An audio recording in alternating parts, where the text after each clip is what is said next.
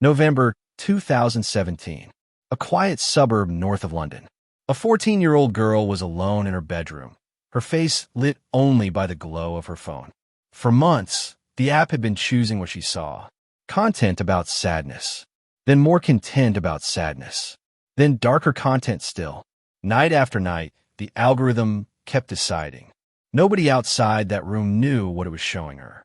5 years later, a coroner's inquiry would answer a question nobody had publicly dared to ask. Can a platform be legally responsible for what it shows a child? Her name was Molly Russell. She was 14 years old. And in October 2022, after a formal inquest lasting several days, senior coroner Andrew Walker made history. He ruled that Instagram and Pinterest content played a more than minimal role in Molly's death. Not a specific user, not a specific post. The platform, the system that had decided, night after night, that a sad teenager should see more content about sadness and self-destruction. Her father, Ian Russell, had spent 5 years demanding answers. How could his daughter be exposed to thousands of pieces of harmful content without a single warning, without a single intervention, from the platform she used every day? The coroner's answer was devastating. The system was working exactly as designed. But Molly's case raised a question that would cross the Atlantic. If a British coroner could rule that a social media platform played a role in a teenager's death, what could American courts do with that? Across the Atlantic, thousands of families have been building similar cases against Instagram, TikTok, Snapchat, and YouTube. By 2023, more than 40 states have filed lawsuits. A federal court in California consolidated hundreds of individual claims into one of the largest mass tort actions in the history of the internet. And suddenly, a question that once seemed impossible was being argued in open court. Can you sue an algorithm for what it does to a child? To understand these lawsuits, you need to understand what these apps actually do. And once you see it, you cannot unsee it. When you open TikTok or Instagram, you're not just browsing.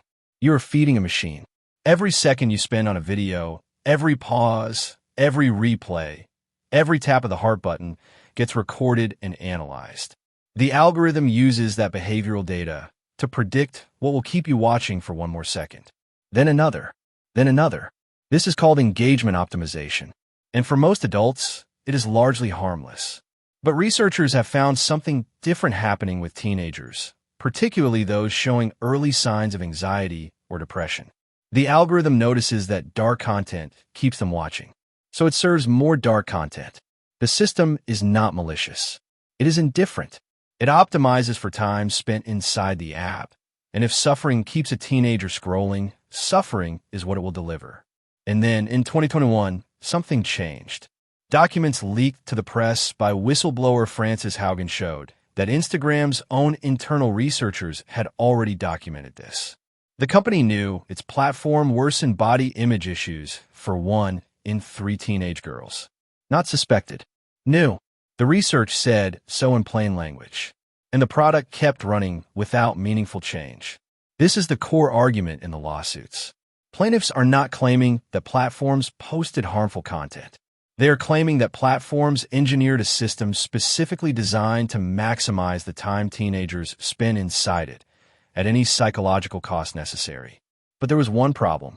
A law written in 1996 seemed to protect the companies from exactly this kind of claim. At least, that's what everyone thought.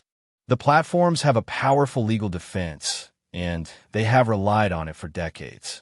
It is Section 230 of the Communications Decency Act, a law passed in 1996 when the internet was barely a concept most people understood. Section 230 says that online platforms cannot be held liable for content posted by their users. It is the legal foundation of the modern internet.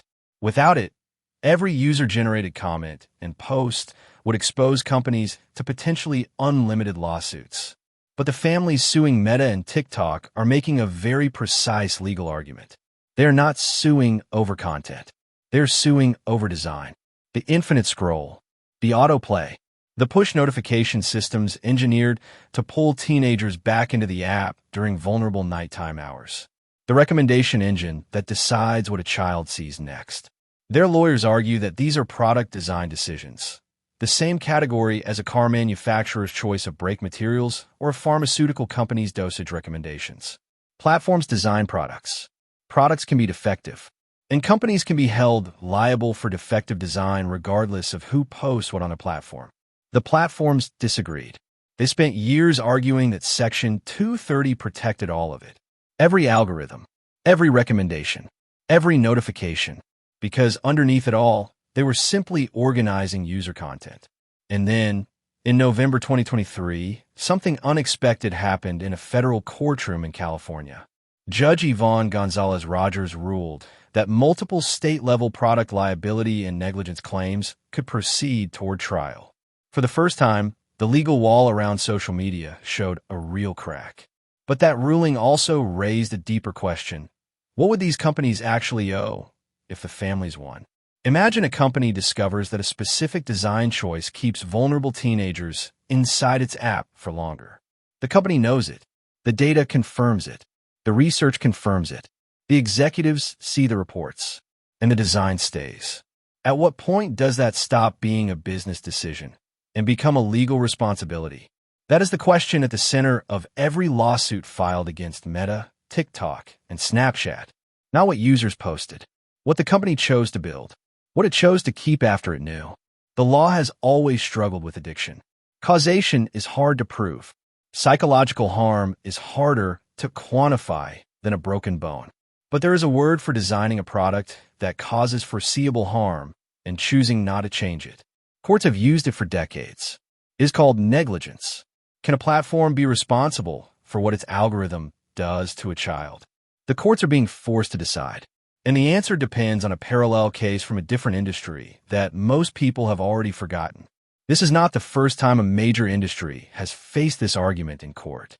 In the 1990s, tobacco companies insisted that smoking was a personal choice, that their products were not uniquely addictive, and that any harm was the result of individual decision-making. It took decades of litigation, internal document leaks, and congressional hearings to force the industry to acknowledge what its own scientists had known for years. The 1998 Master Settlement Agreement required tobacco companies to pay nearly $250 billion and change how they marketed their products. The parallels are uncomfortable. Meta had internal documents showing harm to teenagers.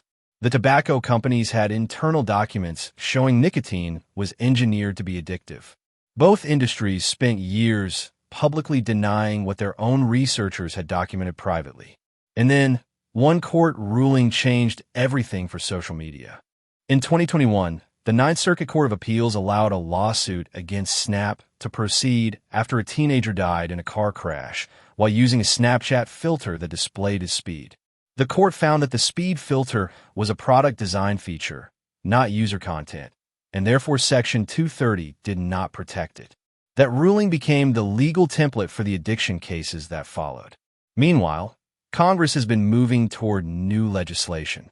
The Kids Online Safety Act would require platforms to assess and reduce foreseeable risks to minors. More than a dozen states have passed their own versions of similar laws. The era of the internet being a consequence-free zone for tech companies appears to be ending. But appearances and verdicts are different things. The lawsuits are far from over. Thousands of cases are still moving through the courts. Trials in the consolidated federal litigation are expected to begin in the coming years. If the platforms prevail, Section 230 largely holds and the current business model survives intact.